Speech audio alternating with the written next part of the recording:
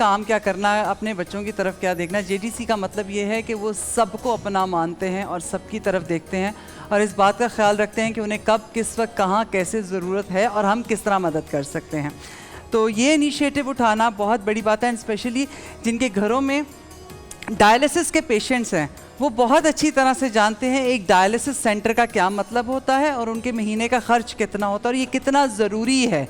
तो मेरी ढेरों दुआएं हैं आपके साथ, आपकी पूरी टीम के साथ, जेडीसी के साथ। एंड आपके सामने होते हुए मैं एक बात कहूँगी, अभी आप बात कर रहे थे ईद की, थोड़ा सा गुस्सा शायद आप लोगों को मेरे चेहरे पे लगे तो प्लीज़ बुरा मत मनाइएगा, क्योंकि ये एक माँ का गुस्सा है। फैसल, कल मैं यहाँ से जाने के बाद तो मेरी नवासी हैं, मैं उनको लेकर डॉल्मेन चली गई, मेरी बेटी की कॉल आई और मैं काफ़ी अरसे के बाद डॉल्मेन गई हूँ। बहुत सारे लोग मिले, अच्छा लग रहा था, बड़ी रौनक थी, गहमा गहमी थी। वहाँ एक अदद जो बच्चों का प्ले एरिया है, दैट कॉल्ड सेनबाद, वहाँ पर एक जगह बनी हुई है जो उन्होंने बड़ी एहतियात से बनाई हुई है कि वहाँ पर बच्चे बहुत आराम से खेल सकते हैं और छोटी उम्र से लेकर बड़ी उम्र के बच्चे खेलते हैं वहाँ पर। और लोग अपनी मेट्स को छोड़ जाते हैं, माएँ उधर बैठती हैं, फुफियाँ बैठती हैं, खालाएँ बैठती हैं।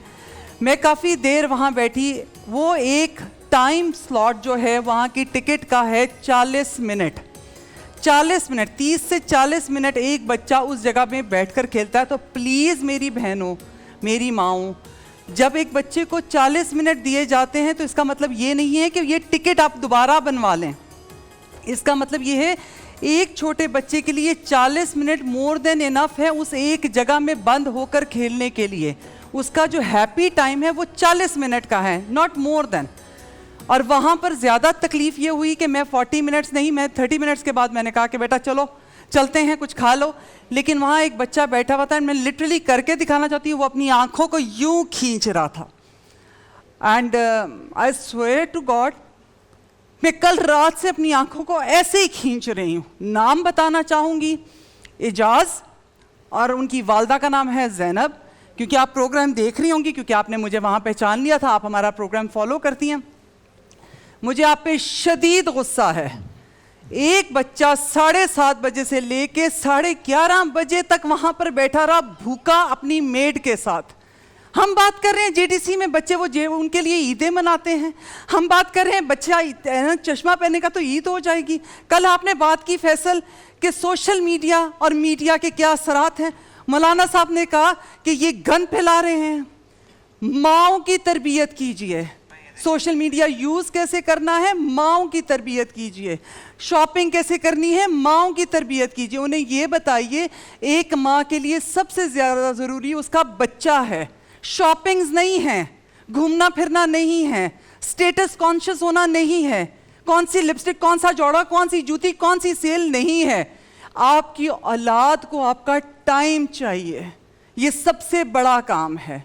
आज हम रमज़ान के 70वें रोज़े में खड़े हैं। अपने अंदर को बदल लें प्लीज़, अपने आप को देखें और ये देखें कि हम क्या कर सकते हैं। ज़फ़र भाई जाकर लोगों के लिए मदद करते हैं, दूसरों के बच्चों के लिए मदद करते हैं। हम अपने ही बच्चे की मदद नहीं कर सकते हैं। हम उन्हें ये कह सकते हैं मैं आपकी शाबाशी इसलिए देने के, मैं शायद हकदार हूँ ये कहने के लिए क्योंकि मैंने अपने बच्चे बहुत प्यार और मोहब्बत से पाले हैं, मैंने बहुत ख्याल से पाले हैं। क्या आप लोगों ने किए हैं? हमारे इस पूरे प्रोग्राम के रेफरेंस से कोई रेटिंग, कोई कुछ नहीं, सिर्फ इतना पूछ लें अपने आप से इस रमज़ान, आप जो कर रही हैं, मेरी तमाम माएँ, तमाम बहनें, कहीं कोई शख्स नहीं ये कह सकता मेरी सास नहीं अच्छी, मेरी नंद नहीं अच्छी, मेरी माँ ने मेरे साथ अच्छा नहीं किया, मेरा शौहर मुझे टाइम नहीं देता। नो, आई एम सॉरी, आप माँ हैं, आप अपने बच्चे को क्वालिटी टाइम देती हैं या नहीं? मैं बहुत तकलीफ में हूँ, हालांकि बच्चा मेरा नहीं था। बहन मैं एक बात बोलूँ, आपने देखें एक तरफ बात ये की कि खुदा ने तुम्हें औलाद की नेमत से नवाजा है, तुम्हें शॉपिंग की फिक्र है, बच्चे को तुम्हें कैद खाने में छोड़ के चली गई, सुकून से शॉपिंग कर रही हो, ठीक है ना। जहाँ हम बैठे हुए इससे 20 कदम के फासले पर कब्रिस्तान है जहाँ हम इस वक्त बैठे हैं। आज से 2 साल पहले एक मजदूर था, उसके बेटे ने उससे बोला अब्बू सुबह जब मैं क्लास में बैठता हूँ सरकारी स्कूल में तो मुझे सर्दी लगती है, खिड़कियाँ नहीं हैं। पता है उसके बाप ने क्या किया? इतनी मोहब्बत करता था अपने बच्चों से कि बच्चों ने सिर्फ स्वेटर मांगा है, घर से उठा, कब्रिस्तान में गया, बहुत कोने में कब्रिस्तान में, पेट्रोल अपने सर से डाला और माचिस लगाई, जलता रहा, कब्रिस्तान में दौड़ता रहा, मर गया। मैं गया, मैंने उसके जिस्म के बाल कपड़े सब जमा किए, मैं उसके घर गया, मैंने कहा क्यों इसने अपने आप को जलाया?